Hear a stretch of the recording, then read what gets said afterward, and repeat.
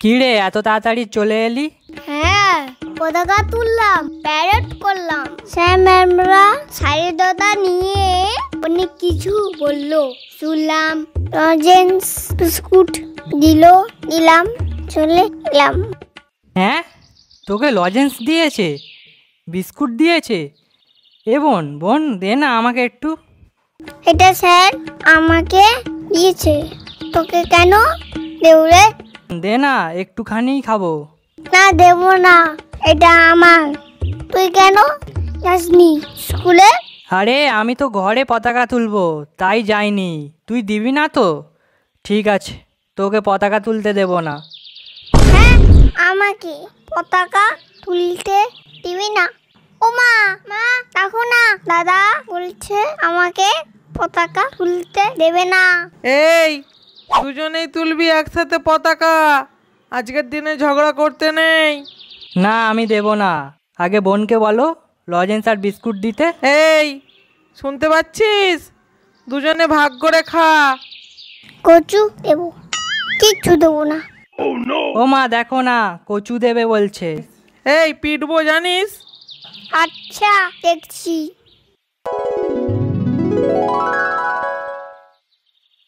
এই কাল তো 15ই আগস্ট, স্বাধীনতা দিবস। একটা পতাকা এঁকে দেখা তো আমাকে, কেমন পারিস? পতাকা আঁকবো? আচ্ছা।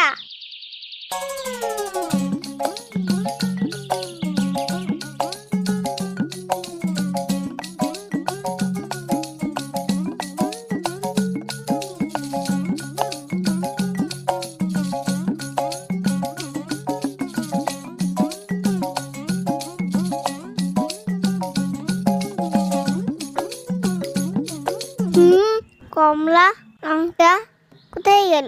খুঁজে পাচ্ছি না কেন? কি হবে এবার? হারিয়ে গেল নাকি?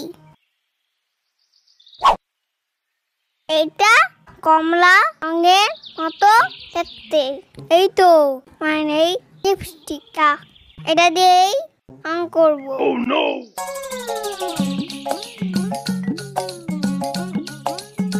ও মা, দেখো হয়ে গেছে। হ্যাঁ, তুই আমার লিপস্টিকটা দিয়ে রং করেছিস? দিলি তো আমার লিপস্টিকটা খারাপ করে। দাঁড়া রে, তোর হচ্ছে। দাঁড়া, তোর ব্যবস্থা আজকেরই হবে। আচ্ছা, আমি তোকে লজেন্স দেব, তার আগে আমার একটা পতাকা আছে, সেইটা তোকে এখানে আনতে হবে। দাঁড়া, নিয়ে আসি। বন্দে মাতরম, বন্দে মাতরম, জয় হিন্দ, জয় হিন্দ, বন্দে মাতরম, বন্দে মাতরম, জয় হিন্দ।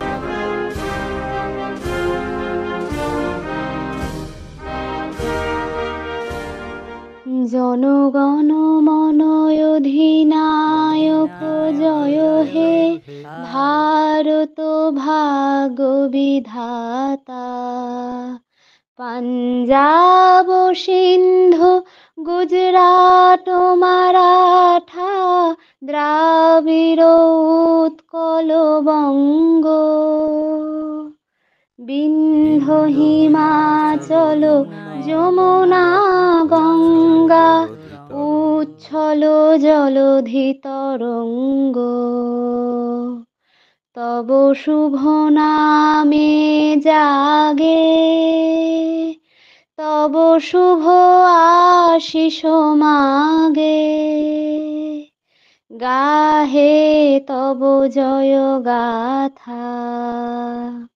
জনগণ মঙ্গল দায়ক জয় হে, ভারত ভাগ্য বিধাতা। জয় হে, জয় হে, জয় হে,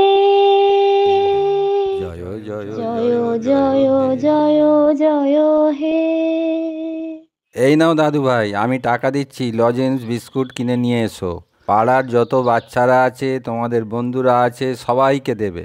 আচ্ছা দাদু। ও দাদু, আমাকে একটা গল্প বলবে গো। কি গল্প দিদি ভাই?